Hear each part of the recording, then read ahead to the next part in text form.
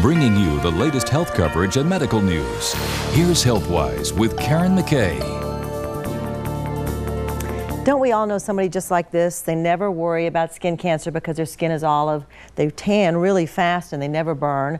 So as a result, they just use sunscreen on the face and neck to protect against wrinkles.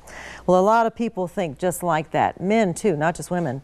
But hopefully we can all learn from a local woman who is proving that kind of thinking can be very dangerous.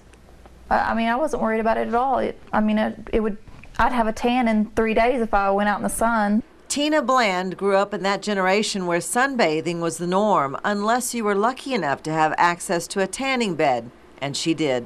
My mother owned a salon and she had tanning beds, and I would go in there and just tan whenever I got ready to. Now the mother of 3 teenagers, Tina never dreamed a trip to the dermatologist would be life-changing.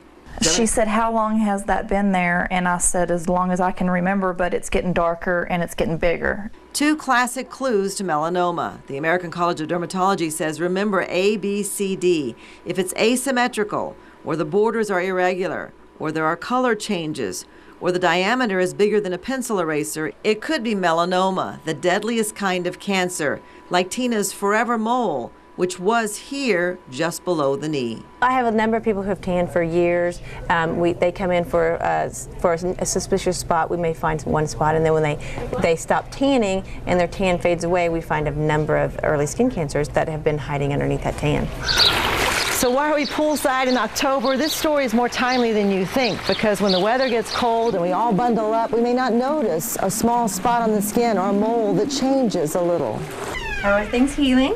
Going 2 inches deep in my leg and digging out all of that. I mean, I had no idea that it was going to be that bad. I grew up in a tanning bed, and I grew up going to the pool in the lake every summer. But did you ever think this would happen to you? Absolutely not. Mm-mm. By tanning in a tanning bed, it increases your risk for melanoma up to 75%.